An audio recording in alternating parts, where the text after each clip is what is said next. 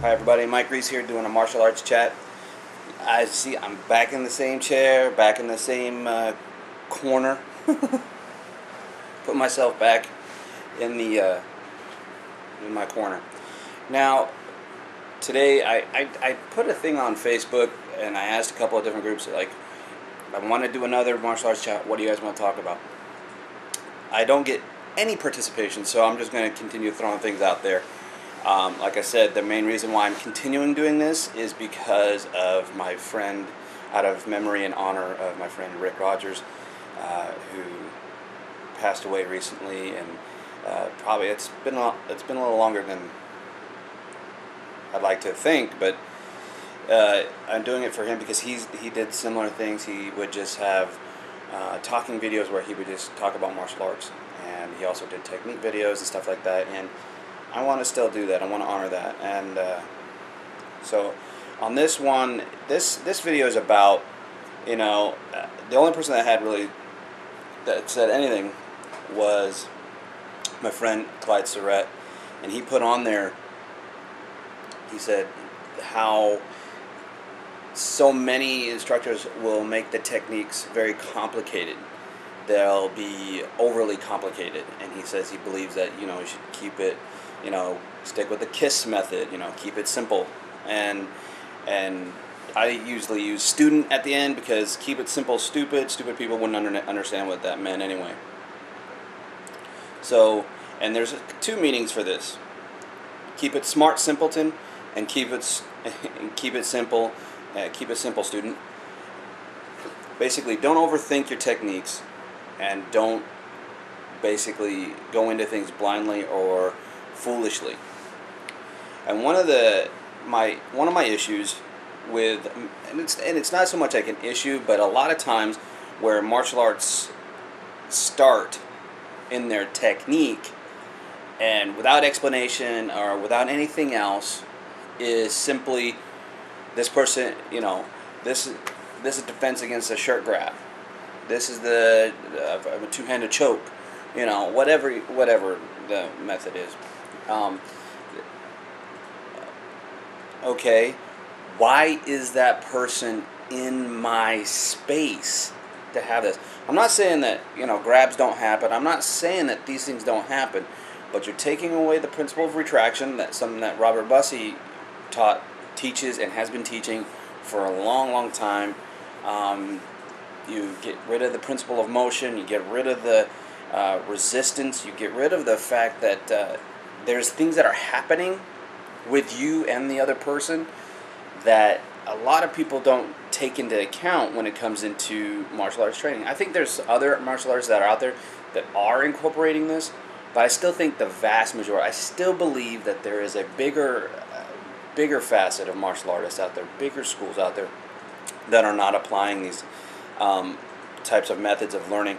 That the person's not going to stand still for you. The person's also not going to just allow you to have it. Now, I understand. Now, if I'm telling my student, if I'm doing this for a beginning student, I will allow them to do certain things, but I would tell them, I'm going to allow you to do this. I want you guys to stand still. Allow them to do the technique. Do it a few times.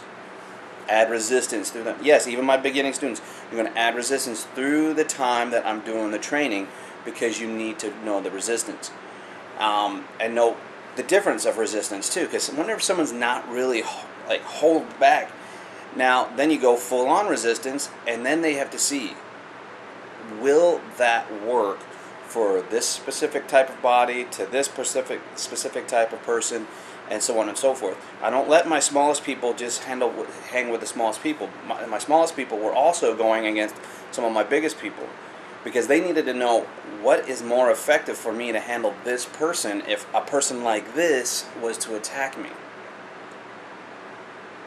And they realized, vital striking and basically evading, and vital striking and getting out of and leaving is the only effective way of doing this. Basically, the order of combat, the order of contact, and just learning and understanding targets. These are the most important things. So when it comes to Keep It Smart Simpleton, the fact of the matter is when you keep it, you gotta be intelligent about how you're doing this. When you teach, okay, this is my punch. How did I end up in this position? How come they're so close to me? When do I act? And this is a lot of questions that like many martial arts people will ask. When do I know when it's time to do it? And everybody says, you'll know.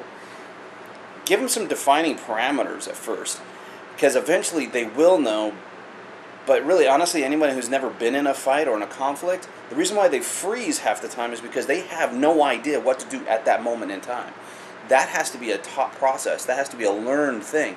So some people come around it naturally because they either fist fight with their brothers and sisters, or they were just wild and they like to fist fight and they like to fight, or they have a or they have a really odd mentality, and maybe you shouldn't teach them anyway.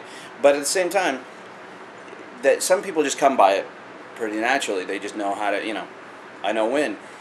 And that's a gut instinct that not everybody, and I say this because it's really true, not everybody has that. Not everybody has a gut instinct. Believe it or not, that is actually a very rare thing. And it's not so much that they don't have a gut instinct, it's following that gut instinct. Having basically the common sense to follow your gut. So when it comes into this, not many people do it, and not people know about it. And teachers are getting to the point where they haven't been in enough fights or even have any experience whatsoever in any type of conflict, so they have no idea how to train that or teach that to their students.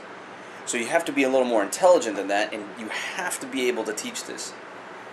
And, I understand that some people say, well, this is not, but even for sport fighting or anything like that, you have to know. There's a moment in time when you have to know. But if your teacher isn't, he doesn't know any of this stuff, then they're really kind of a poor teacher. And the fact of the matter is when you have this going on, why did he grab me? What got me to this position? More than likely, he caught me off guard. Maybe I let him in a little too much. Why did I let him in without defending myself? Why did why did this happen? When did this encounter happen? And about what time do I go? Is it when he grabs and holds on to me? Or when he's attempting his grab?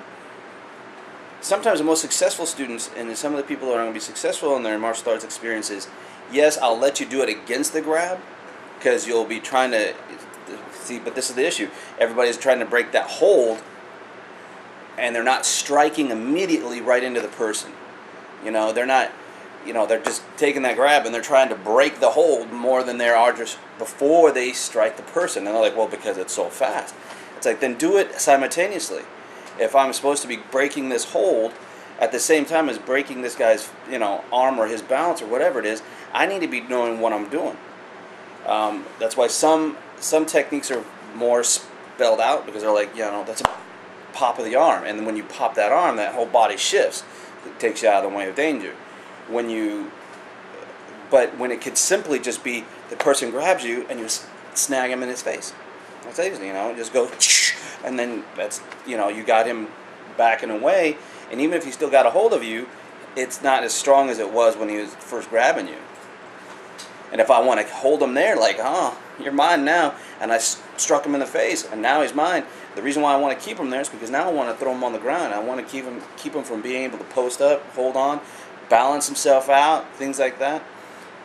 That's what I want. You got to understand the reasons you're doing the things that you're doing. And why are we not keeping it simple? That's the other, for the other reason. Some of the things are so overly complicated that I'm doing all these fancy things, and sometimes you're blocking or moving or doing things before you're causing any trauma, any type of injury to the person. It's like you're doing all this stuff, and yeah, it looks fine, and it looks good, it looks fancy, or whatever, but you've done nothing until step 18, or no, I mean, that's an exaggeration, but you haven't done anything until, like, several steps in. Well, when you do it fast, you do that, yes, but when people are thinking it step by step, that's how they think about it, and they're like, oh, step by step, I'm going 1, 2, 3, 4, and if they don't count that fast, it's 1, too. And then you're asking the brain to do something that it does not do. And that's take the cognitive thinking and put it in the primal at the same time.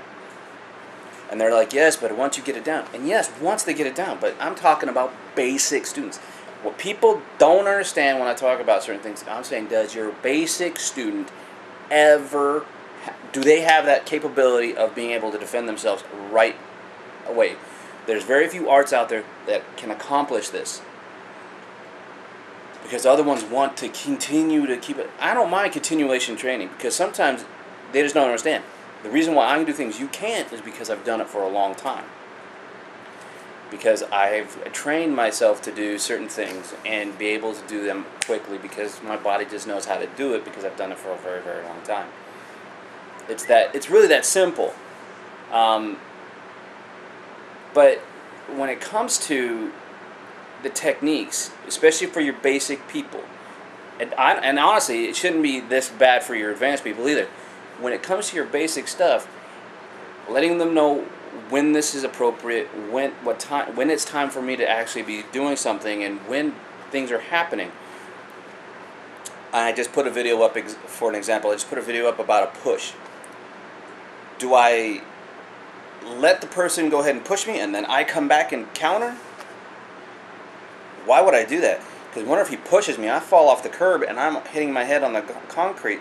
Either it kills me, knocks me out, or even if it dazes me, now I've got this guy probably stomping me, punching me, doing something, maybe 4 or 5 of his friends. I need to figure out what is going to be most effective for this to happen.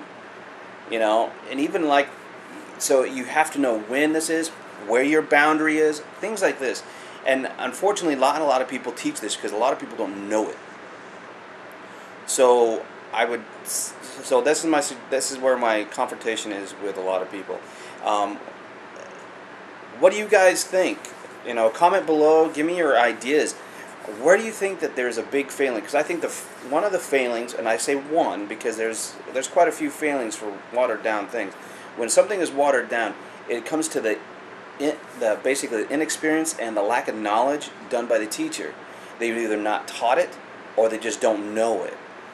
Or they just never, or they think they do, and sometimes they just don't really have an idea of what's happening, and they don't know what to expect because either lack of research, lack of experience, whatever the case might be.